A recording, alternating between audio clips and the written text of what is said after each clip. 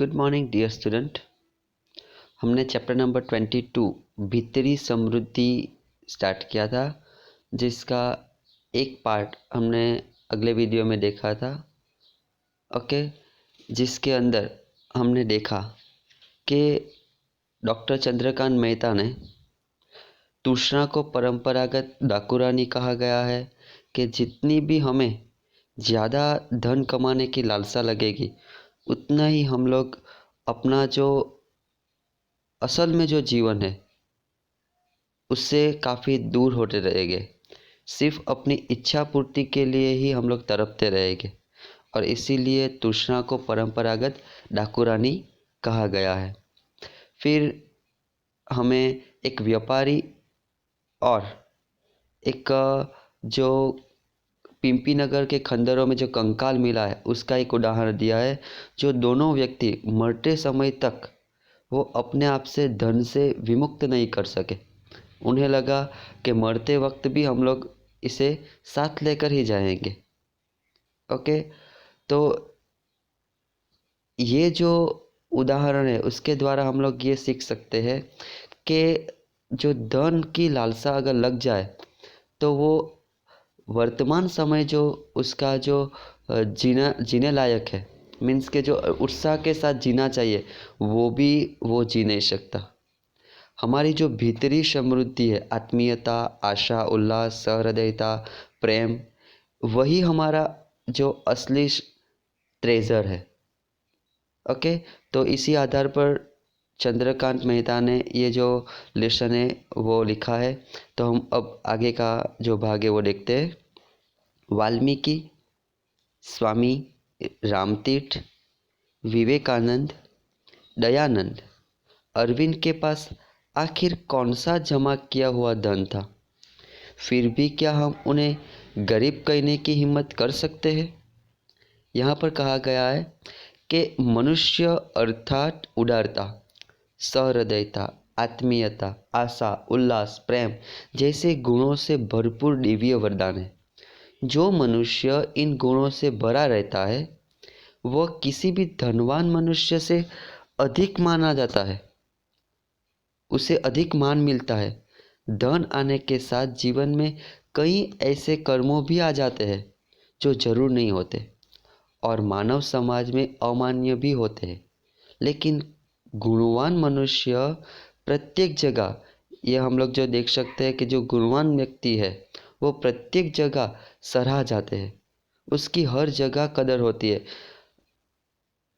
सभी जो गुणवान व्यक्ति है वो व्यक्ति मृत्यु के बाद भी अमर रहते हैं। हमारे ऐसे कई ऐसे महानुभाव है, जैसे कि वाल्मीकि, स्वामी रामतीर्थ, विवेकानंद, दयानंद, महर्षि अरविंद। उनके पास कहाँ धन का भंडार था, फिर भी आज युगों बाद भी हम उन्हें उनके गुणों के कारण याद करते हैं। इसीलिए माना जाता है कि दुनिया में धन से ज़्यादा गुणों का महत्व अधिक होता है।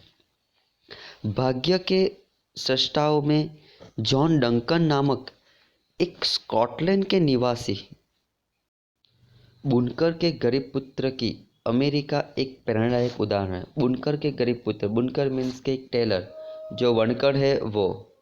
तो यहाँ पर जॉन डंकन नाम का एक स्कॉटलैंड का निवासी, जो एक गरीब टेलर का जो पुत्र है, उसकी एक अमेरिका एक प्रेरणादायक उदाहरण यहाँ पर किया गया है। जॉन बिल्कुल अनपढ़, संकुचित दृष्टि, अनपढ़ मीन्स के वो बिल्कुल पढ़ा लिखा नहीं था। संकुचित दृष्टि मीन्स के कुछ एरिया में ही रहने वाला, बाहर की दुनिया नहीं देखने वाला।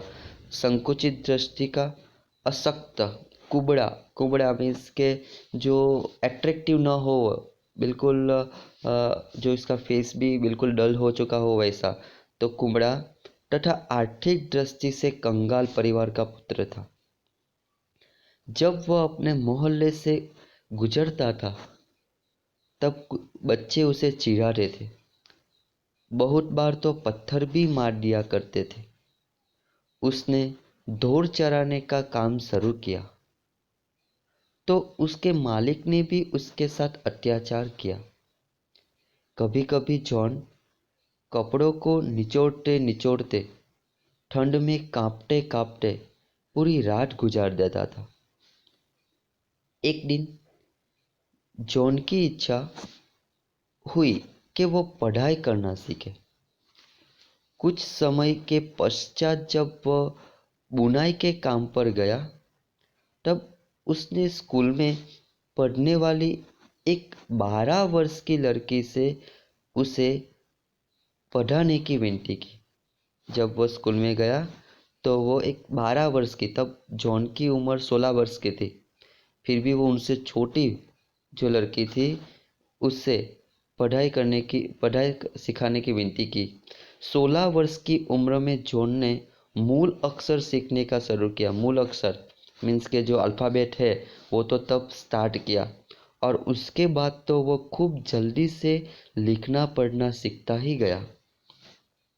पहले से जंगल में इधर उधर भटकने के कारण उसे वनस्पतियों की काफ़ी अच्छी जानकारी थी। उसने वनस्पति शास्त्र का एक ग्रंथ खरीदने के लिए 5 शिलिंग जमा करने के लिए खूब जी और मेहनत से काम किया। 5 शिलिंग जो है वो स्कॉटलैंड का जो रुपीज़ है वो। ओके, तो 5 शिलिंग जो है वो जमा करने के लिए खूब तनतोड़ मेहनत से काम किया तथा वनस्पति शास्त्र का गहरा अध्ययन करके उस विषय का पंडित बन गया। जो वनस्पति शास्त्र है वो वनस्पति शास्त्र उसने खरीदा और उसे पढ़कर, वनस्पति शास्त्र में वैसे भी उसे रुचि थी क्योंकि वो जंगलों में ही रहता था मोस्ट ऑफ, तो वहाँ के जो वनस्पति हो उसे जानते थे, तो उसका गहन अध्ययन करके उसका पंडित बन गया।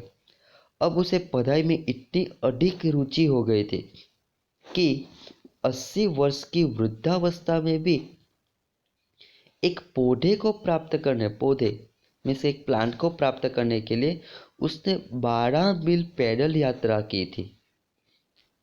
जॉन डंकन का हम लोग ये जो है पिक्चर देख सकते हैं। उसका शरीर दुर्बल था और जीर्ण शीर्ण पहनावा, पर उसके दिमाग की करामत अद्भुत। एक बार उसे एक अमीर आदमी मिला। जब उसे पता चला कि बाहर से एकदम साधारण सा दिखने वाला जॉन वनस्पति विज्ञान का महापंडित है, तो वह उस पर फिदा हो गया और उसने उसका जीवन चरित्र अखबार में छपवा दिया। उसके बारे में पढ़कर बहुत से लोग ने जॉन के पास काफ़ी बड़ी बड़ी रकम के चेक भेजे, परंतु उसने उस धन को अपने लिए प्रयुक्त नहीं किया और अपने वसीयतनामा में लिख दिया कि मुझे प्राप्त सारी धनराशि, सारे रुपीस का उपयोग गरीब विद्यार्थियों के प्राकृतिक विज्ञान के अध्ययन के लिए किया जाए तथा उनको प्रोत्साहित देने के लिए स्कॉलरशिप तथा पारितोषिक भी दिए जाए। जॉन ने कीमती पुस्तकों का अपना ग्रंथालय भी आम लोगों के उपयोग के लिए दान में दे दिया था। ये जो कैरेक्टर है जॉन डंकन, उसके जीवन के आधार से हम लोग इतना ही कह सकते हैं कि डंकन के जीवन से बहुत ही प्रेरणा मिलती है। भाग्य के संस्थाओं में जॉन डंकन का नाम लिया जाता है। डंकन ने अपने आत्मबल, कड़ी मेहनत और लगन से अपने भाग्य का निर्माण किया था। गरीबी की अभाव और कठिनाई होते हुए भी किस तरह सर्वश्रेष्ठ बना जा सकता है, इसी तरह की प्रेरणा हमें डंकन के जीवन से मिलती है। उनके जीवन से यह संदेश भी मिलता है कि धन ही सब कुछ नहीं है, क्योंकि उन्होंने अपने जीवन काल में पाए धन का उपयोग स्वयं न करके गरीब विद्यार्थी के लिए दे दिया था। ओके, आगे देखते हैं। भारत के अनेक महापुरुषों भी इस प्रकार गरीबी, अभाव तथा कठिनाइयों के दलदल में खिलने वाले कमल है। अपने अपने क्षेत्रों में उन्होंने मूल्यवान प्रदान दिए हैं। धन के लिए उन्होंने कर्तव्यपरायण को लज्जित नहीं किया। लज्जित नहीं करना मीन्स के उसे नीचा नहीं किया। द्रव्य के लोभ में अपनी नीयत खराब नहीं की है। पद के लिए प्रतिष्ठा के साथ छेड़छाड़ नहीं की है। हमारे भारत के महत्वपूर्ण जो महापुरुष है वो दलदल में खिलने वाले कमल है। दलदल मीन्स के कीचड़ में खिलने वाले कमल है। ऐसा क्यों कहा गया है? तो भारत के जो अनेक महापुरुषों जो है वो गरीबी, अभाव तथा कठिनाइयों के दलदल में फंसे होने के बावजूद अपने अपने क्षेत्रों में मूल्यवान प्रदान दिए हैं। धन के लिए धर्म को और पद के लिए प्रतिष्ठा को लज्जित नहीं किया उन्होंने। द्रव्यों के लोभ में अपनी नीयत खराब नहीं की है। भारत के महापुरुषों ने स्वयं कठिन हालत में रहकर भी मानवता की सेवा की। धन के अभाव उन्हें समाज से निम्न स्तर के लोगों की मदद करने से रोक नहीं पाए। वे सदा अपने कर्तव्य पथ पर आगे बढ़ते गए। इसीलिए तो ये सभी जो हमारे महापुरुषों हैं वो कीचड़ में खिलने वाले कमल जैसे है। मनुष्यत्व अर्थात उदारता तथा उदारता के प्रयोग के लिए प्राप्त हुआ दैवीय वरदान। इसलिए मुंशी प्रेमचंद ने कहा था कि मनुष्य यदि उदार बनता है तो वो देवदूत है और यदि नीच बनता है तो वो शैतान है। सोक्रेटिस के मतानुसार दुनिया में सम्मानपूर्वक जीने के लिए सबसे सरल और आवश्यक उपाय है आप अपने आप को जैसे बाहर से दिखाना चाहता है वैसे ही भीतर बने। हम अपने आप को जितना जैसा बाहर से दिखावा करते हैं वैसा ही अंदर भी बने। वास्तव में मनुष्य स्वयं का विरोधी है। हम अपने सद्गुणों को स्वार्थ की बेआवाज बुलंद से छलनी करते रहते हैं जीवन भर। बाहर ही नहीं अंदर से श्रीमंत अथवा अमीर बनना ही पैसे बचाने की कला है। हम लोग मुंशी प्रेमचंद के जो ये सेंटेंस है उसे समझते हैं कि मनुष्य यदि उदार बनता है तो देवदूत और यदि नीच बनता है तो शैतान। वो कैसे? तो मनुष्य के मन में दोनों ही शक्तियां निवास करती है। उसके पास अच्छी नीयत भी है और बुरी भी है। मनुष्य अपने साथ इसे वरदान के रूप में लाया है। उदारता और उदारता का प्रयोग करके वो वरदान दैवीय बन जाता है, अन्यथा शैतान का जो रूप है वो बन जाता है। मनुष्य का मनुष्यत्व वही है, पर वह अपने स्वभाव के किस पक्ष का अधिक से अधिक उपयोग करता है उस पर डिपेंड करता है। वह यदि स्वभाव से उदार बनता है, अन्यों के सुख दुख को अपनाता है, सबकी निस्वार्थ भाव से सेवा करता है, तब तो सभी लोग उसे देवदूत मानते हैं, उसे भगवान का प्रतिनिधि मानते हैं। लेकिन वही मनुष्य यदि अपने स्वभाव से खराब बुरे पक्ष का अधिक इस्तेमाल करते हैं, स्वार्थी बनकर घमंड दिखाता है, अपने कृत्यों से, अपने वाणी विचार से, व्यवहार से नीचता का, बुरेपन का प्रदर्शन करके अन्यों को दुखी करता है, तब वो शैतान माना जाता है। लोग उसे शैतान अथवा राक्षस कह देते हैं।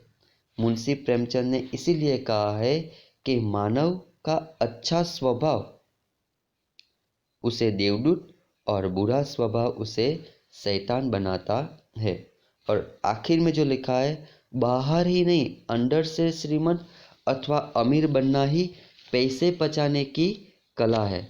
तो इस सेंटेंस में क्या कहा गया है कि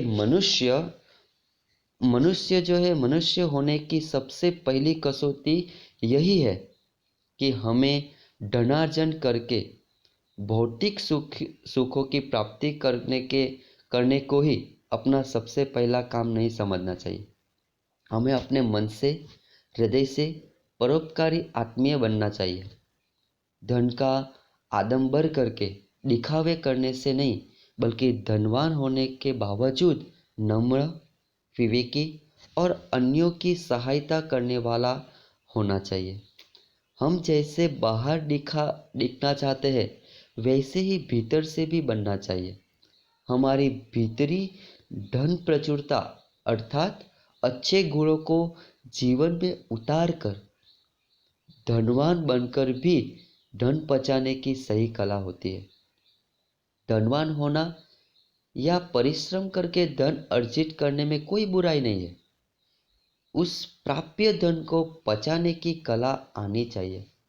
अपने कमाए धन पर घमंड करना और उसका निरर्थक व्यय करके समाज को अपना धनवान होने का दिखावा करना, ये करने के बदले अपने धन से गरीब की सेवा करना, जरूरियातमंदों की मदद करना, सत्कार्य करते रहने को ही अंदर से श्रीमंत बनना है। धन को बचाना उसे ही कहते हैं। ओके, तो आपको ये जो लेसन है वो अच्छी तरह से समझ में आ गया होगा।